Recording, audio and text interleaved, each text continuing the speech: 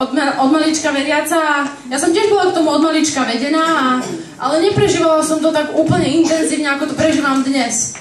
Chodila som do zhromaždenia, bola som možno aj nútená, niekedy sa mi nechcelo, niekedy sa mi chcelo, bolo to tak ako kedy. Ale prešla som sa tiež takým puberťackým obdobím, ale vďaka Bohu ma z toho dostal skôr, než sa niečo zlé stalo. A taký